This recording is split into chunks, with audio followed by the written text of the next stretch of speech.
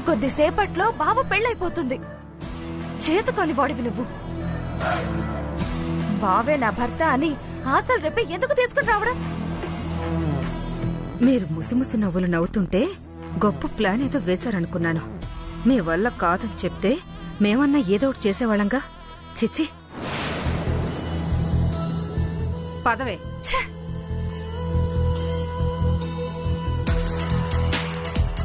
భగవంతుడా, ఏదో ఒక శక్తిని పంపి ఈ పెళ్లిని చెడగొట్టండయ్యా.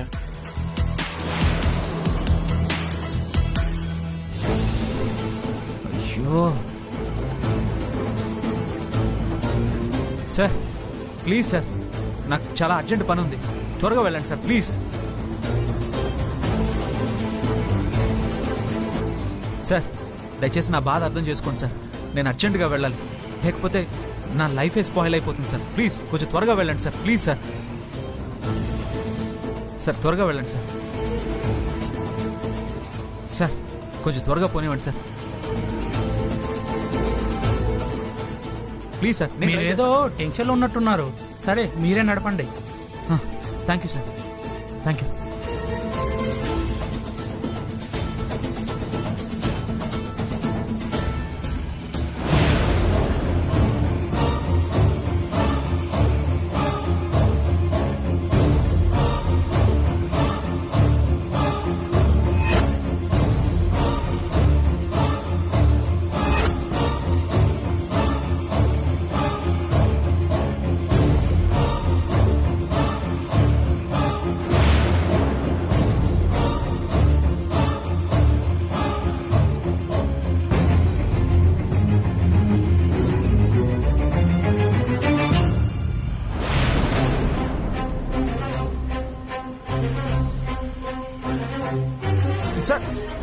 సార్ సార్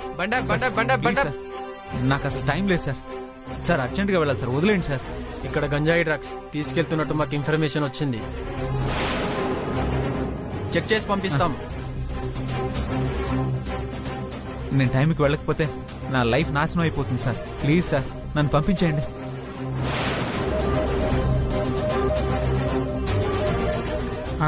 హలో కానిస్టేబుల్, అతను ఏదో టెన్షన్ లో ఉన్నట్టున్నాడు. చెక్ చేసి పంపించేయండి. అలాగే సార్. సార్ ప్లీజ్ సార్ త్వరగా పంపించండి సార్.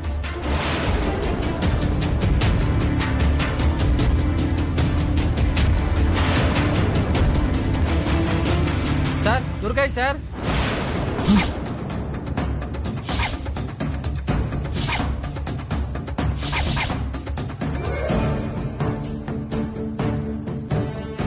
పదండి సార్ దగ్గర పదండి. సార్ నాకేం తెలియదు సార్. పదండి సార్ ప్లీజ్ సార్ నా మాట వినండి సార్. నా మాట నమ్మండి సార్. నిజంగా నాకేం తెలియదు సార్. ఏరా, డ్రగ్స్ గంజాయి సప్లై చేస్తుంది చాలక అర్జెంటుగా వెళ్లాలని డ్రామాలు ఆడుతున్నావా? మా కళ్ళు కప్పేద్దామని. సార్ సార్ సార్ నిజంగా నాకేం తెలియదు సార్. నేను లక్ష్మీపురం అనే ఊరు వెళ్ళడానికి రిక్వెస్ట్ చేసి ఇతని బైక్ ఎక్కాను సార్. దీనికి నాకు ఎలాంటి సంబంధం లేదు సార్. కావాలంటే ఇతను అడగండి సార్.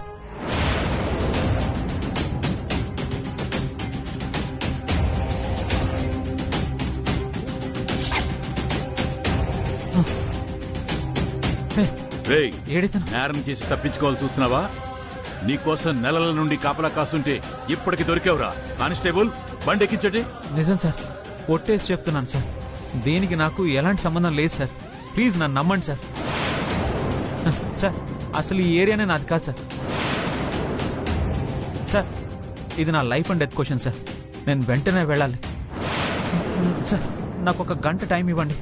కావాలంటే నేనే వచ్చి మీ దగ్గర సరెండర్ అవుతాను సార్.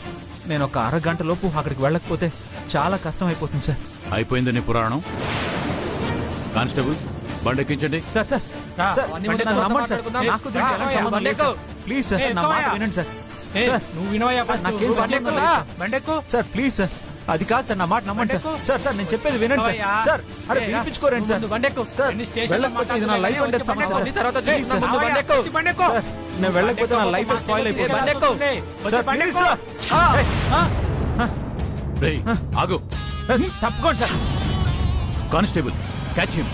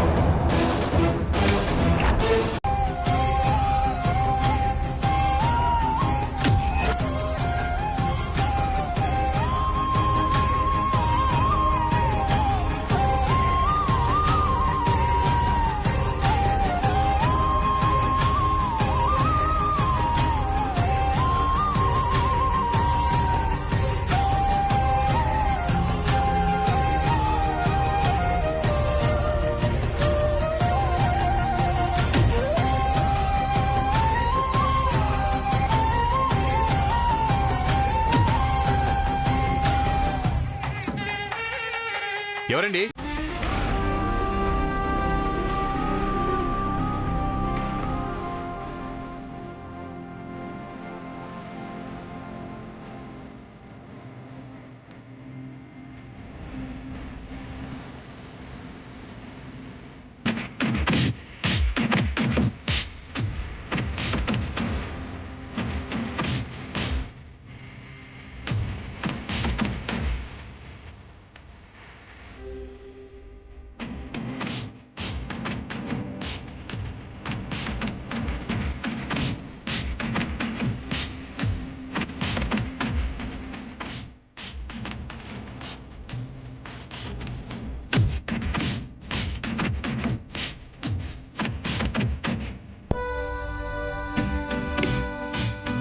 ఏంటి ఎస్ఐ గారు, ఏం జరుగుతుంది అక్కడ? క్షమించాలి, ఒక క్రిమినల్ మా నుంచి తప్పించుకుని పారిపోతూ ఇక్కడికి వచ్చాడు.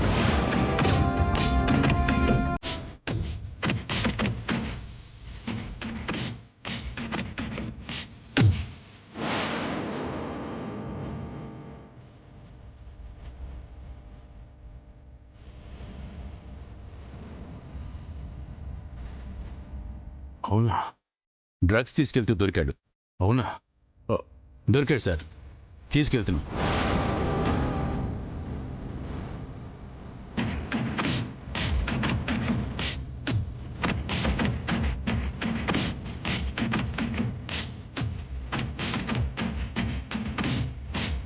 మీరు కానివ్వండి.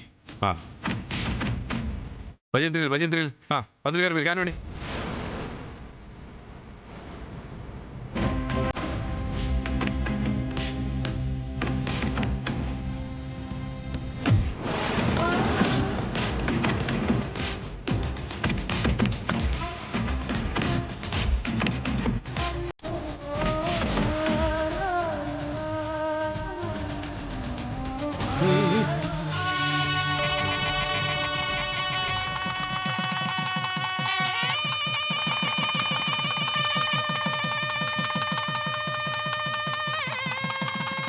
బాబు, మాంగళ్య ధారణ కావించండి.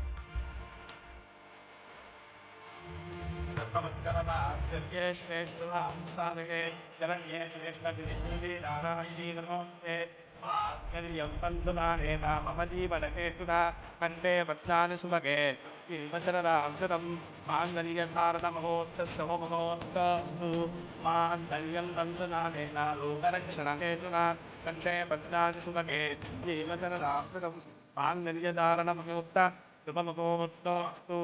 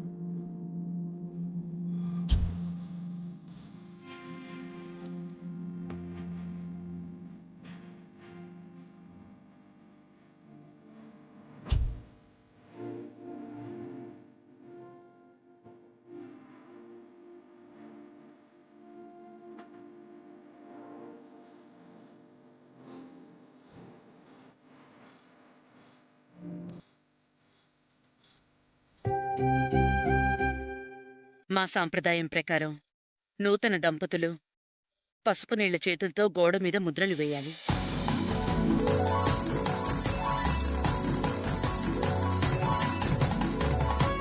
లక్ష్మి అమ్మా, వెళ్ళి పసుపు నీళ్లు తీసుకు. అలాగే అమ్మా.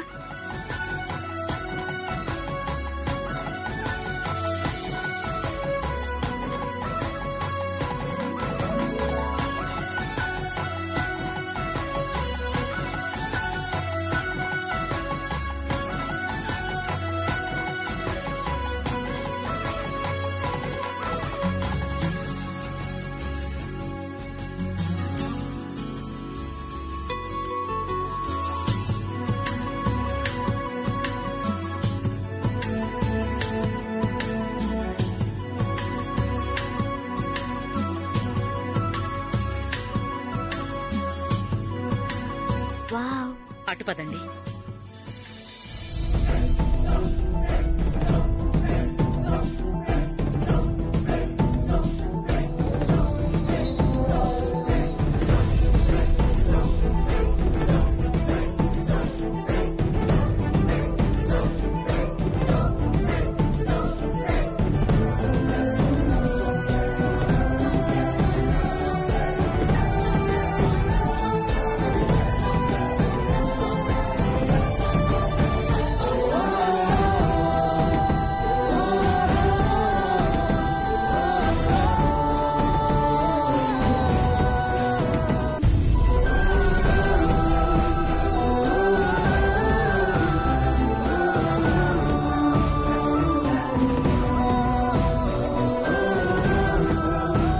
అక్క బావా లోపలికి వెళ్దాం పదండి.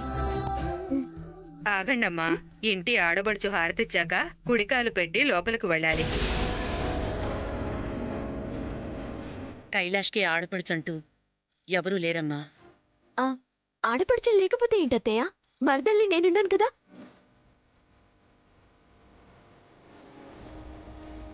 నేను హారతి ఇవ్వనా? నువ్వు హారతిస్తావా? తప్ప అత్తయ్య. ఆడపడుచు లేకపోతే ఇంటి శుభం కోరే ఏ ఆడపిల్లైనా హారతివ్వచ్చు.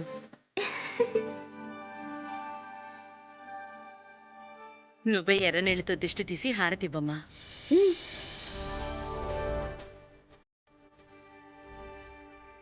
లక్ష్మి, వెళ్ళి ఎర్రనీళ్ళు తీసుకురా. అలాగే అమ్మా.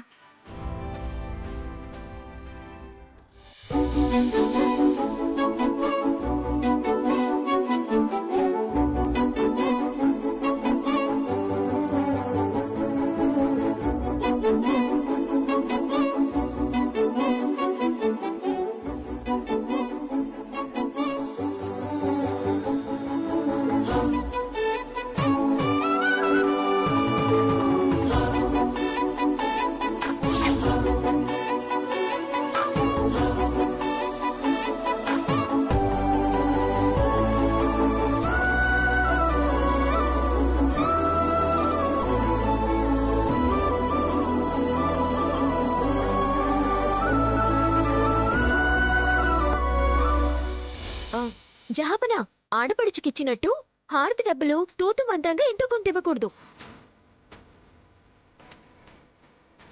హారతిచ్చింది మరదలు, భారీగా ఉండాలి. ఇవ్వండి.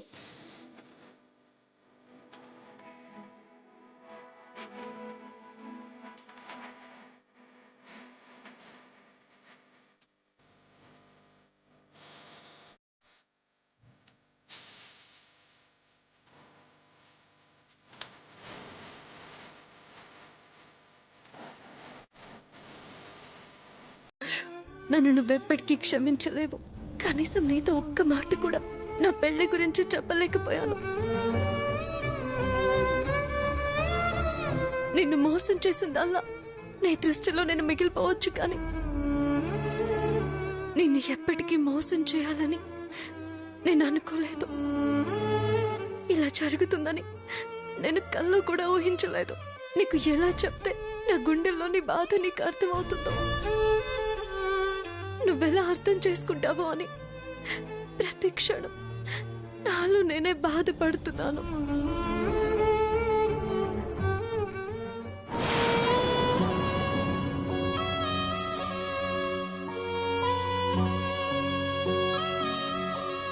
నువ్వు నా మీద చూపించిన ప్రేమని ఎప్పటికీ మర్చిపోలేను. నీ ప్రేమలో నేను ఓడిపోయాను అమర్, ఓడిపోయాను. మా నాన్న మాట కాదనలేక నీ ప్రేమ ముందు నేను ఓడిపోయాను.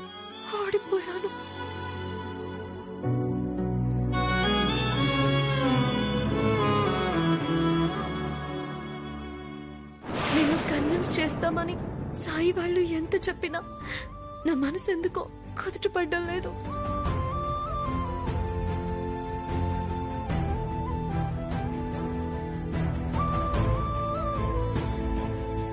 నాకు నేనుగా నీతో మాట్లాడి నీకు నచ్చ చెప్తేనే కాని నా గుండెల్లోని భారం తీరిపోదు.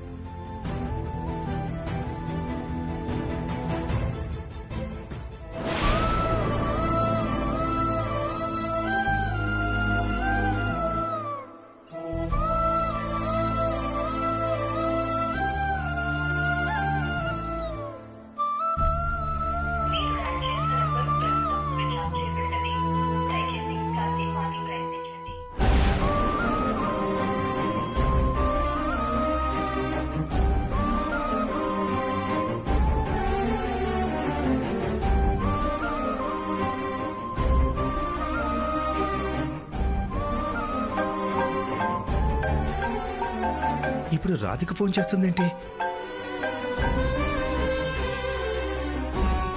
చెప్పు రాధిక. అమర్తో మాట్లాడాలని ఫోన్ చేస్తే స్విచ్ ఆఫ్ వస్తుంది సాయి. వాడితో ఇప్పుడెందుకు రాధిక మాట్లాడడం? అలా అంటావేంటి సాయి? అమర్ బాధపడకుండా మీరు కన్విన్స్ చేస్తానని చెప్పారు. నాకు నమ్మకం ఉంది. కానీ ఒక్కొక్కసారి నాకు నేనుగా నా పరిస్థితి గురించి అమర్కి వివరించి చెప్తే నా మనసు తేలిక పడుతుంది. తను కూడా కొంచెం రిలాక్స్ అవుతాడు కదా. నేను ఆల్రెడీ అమర్తో మాట్లాడాను. నువ్వెందుకు ప్రేమను వదులుకొని మరో పెళ్లి చేసుకోవాల్సి వచ్చిందో క్లియర్గా చెప్పాను రాధిక. నువ్వు చెప్పావు సాయి, కానీ నేను మాట్లాడితే అమర్ ఇంకొంచెం ఫ్రీ అవుతాడు కదా. నేను చెప్తే అది వేరేలా ఉంటుంది కదా. రాధిక ఇప్పుడు వద్దులే రాధిక. నేను నచ్చ చెప్తే అమర్ కన్విన్స్ అవుతాడు. అంతలా నిన్ను ప్రేమించాడు కాబట్టి వాడి మనసులో అయితే ఏదో మూల బాధ ఉంటుంది రాధిక. అది పోవాలంటే కొంచెం సమయం పడుతుంది రాధిక. నువ్విప్పుడు ఫోన్ చేస్తే మీరిద్దరూ డిస్టర్బ్ అవుతారు. నా మాట విని కొన్నాళ్ళు ఆగు రాధిక. అమర్ వల్ల అయితే నీకెలాంటి ప్రాబ్లం రాదు రాధిక. వాడైతే నీ పరిస్థితిని అర్థం చేసుకున్నాడు రాధిక. సాయి, తన వల్ల నాకేదో సమస్య వస్తుందని కాదు. తను నా పరిస్థితిని అర్థం చేసుకొని నన్ను మర్చిపోయి తను సంతోషంగా ఉండడమే నాకు కావాలి. అందుకే అడుగుతున్నాను. నిజంగా కన్విన్స్ అయ్యాడు కదా. నేను మీ కామన్ ఫ్రెండ్ కదా. మీరిద్దరు బాగుండాలనే కదా నేను కోరుకునేది. Thank you Sai, thank you very much. అమర్ని బాగా చూసుకో. ఫ్రెండ్స్ మధ్యలో ఫార్మాలిటీస్ ఎందుకు? నువ్వు రిలాక్స్డ్ గా ఉండు.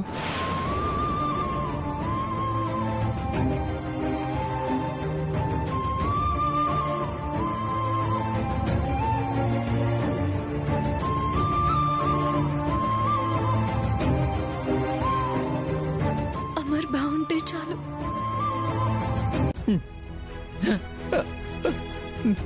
నేను చూస్తూ కూడా నేను ఆ పెళ్లిని ఆపలేకపోయానురా.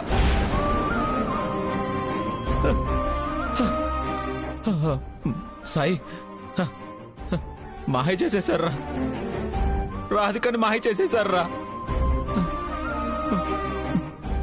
ప్రాణంగా ప్రేమించిన రాధికను నాకు దక్కకుండా చేసేశారా.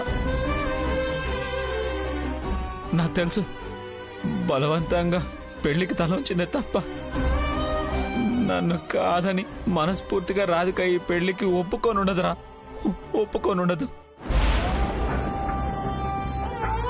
తన గురించి నాకు బాగా తెలుసు. ఎంతగా ప్రేమిస్తున్నాను తనకి తెలుసురా.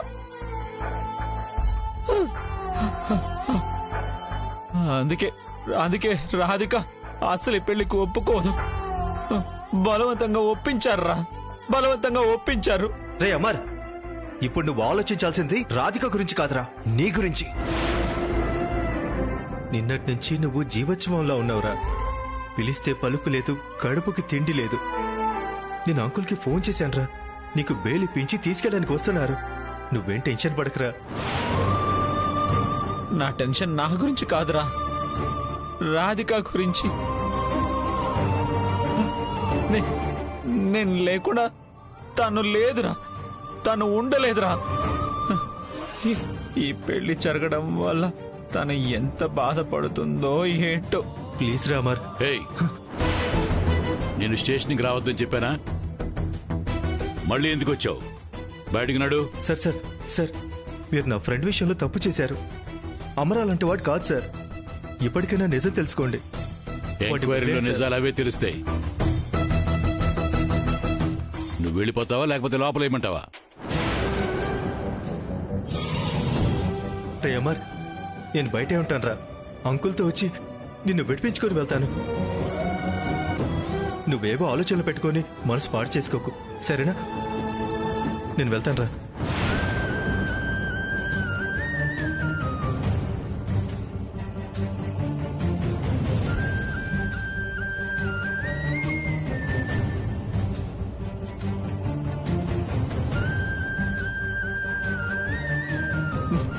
రాధిక,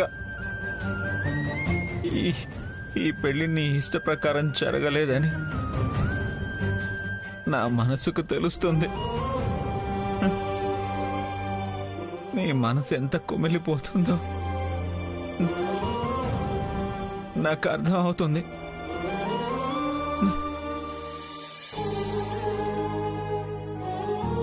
లవ్ ఫెయిల్యూరా బాసు? నా లవ్ ఫెయిల్యూర్ కాదు. నిన్ను ప్రేమించి ఎవరినో పెళ్లి చేసుకుంది అంటే ఆ ప్రేమ ఓడిపోయినట్టే. అమ్మాయిలు అంతే బాసు, ప్రేమించడానికి ఒకళ్ళు, పెళ్లి చేసుకోవడానికి ఇంకొకళ్ళు కావాలి. కొంతమంది దృష్టిలో ప్రేమంటే టైం పాస్ తప్ప మనసుతో ముడిపడే బంధం కాదు. ఆ కోవలోకే నువ్వు ప్రేమించిన అమ్మాయి చేరింది. నా రాధిక గురించి ఏం తెలుసని మాట్లాడుతున్నావు? ప్రేమకు ప్రతి రూపం తాను. నా రాధిక గురించి నోరు జారితే నాలుక కోసేస్తాను.